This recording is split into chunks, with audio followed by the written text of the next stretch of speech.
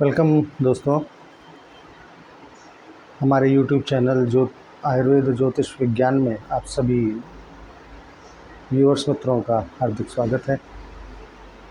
बात करेंगे हम ऋतु परिवर्तन की। आज जो हमने विषय लिया है वो आयुर्वेद से रिलेटेड है, शरदी नवरात्र से रिलेटेड है। दोस्तों 15 तारीख को शरदी नवरात्र प्रारंभ हो रही है। ऋतु के हिसाब से बात करें तो वर्षा ऋतु के बाद में शरद ऋतु का आगमन तो हम शरदी नवरात्र के रूप में मनाया जाता है 9 दिनों का। इसका तात्पर्य सिर्फ इतना सा है कि माँ शक्ति को प्रसन्न किया जाता है, हमारा स्वास्थ्य उत्तम रहे, शक्ति हमें प्राप्त हो, देवी माँ की कृपा हम पर बनी रहे, माँ जगदम्बा की कृपा बनी रहे।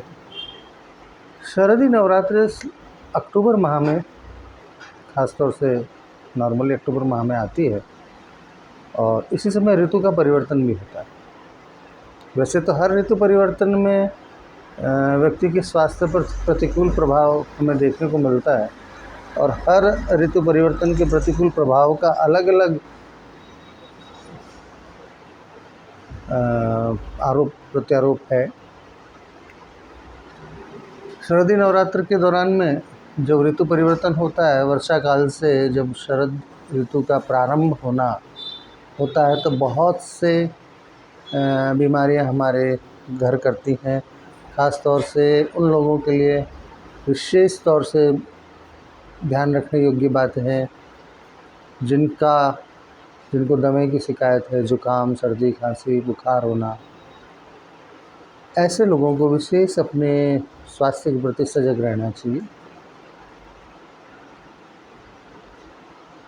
पूरे शरद ऋतु में अक्टूबर माह, नवंबर, दिसंबर, जनवरी, फरवरी, जब बसंत आती है तब तक जो ये मौसम है, आना और जाना, बीच का जो है वो बिल्कुल ठंड का मौसम होता है जिसमें हम प्रिकॉशंस ले कर रखते हैं। लेकिन जब कोई ऋतु परिवर्तन होती है तब हम उस ऋतु के अकॉर्डिंग अपने आप को नहीं डाल पाते।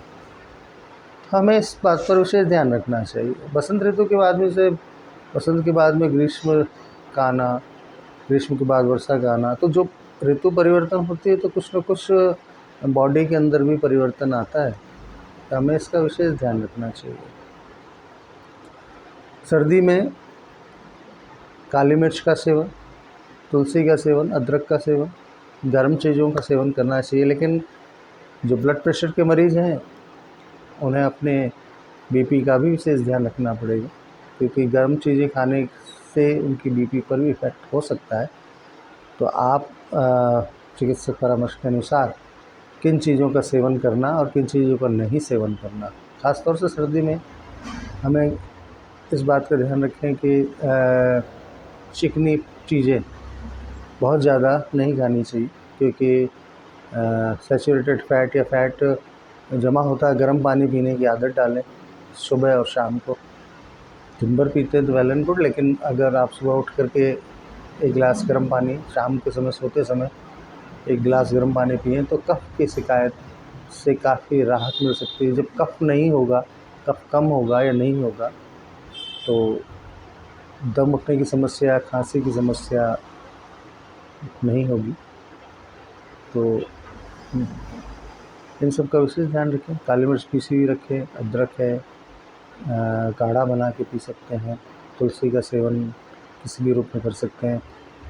तो इन चीज़ों को आप यूज़ करें। सर्दी में च्यवनप्राश को यूज़ करें। च्यवनप्राश किसी भी कंपनी का ले सकते हैं, जो आपको जो भी कंपनी अच्छी लगे, डाबर का, बैद्यनाथ का, झंडू का, जैसा आपको ठीक लगे। मैं यहाँ किसी कंपनी का नहीं कर रहा, लेकिन च्यवनप्राश का सेवन किसी भी रूप में करें। आंवले का सेवन किसी भी रूप में करें। आंवला इसी माह में आता है, नवंबर दिसंबर के आसपास आंवला आना चालू हो जाता है।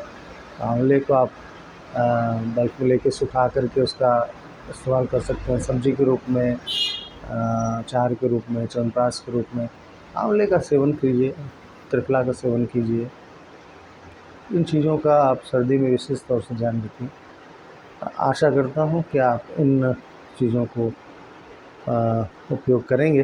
वैसे आंवला को आयुर्वेद में अमृत कहा गया है। आंवले के गुण को अमृत कहा गया है। आंवला में विटामिन सी की प्रचुरता में मात्रा होती है। आंवला डाइजेशन में काम आता है, आँखों में काम आता है।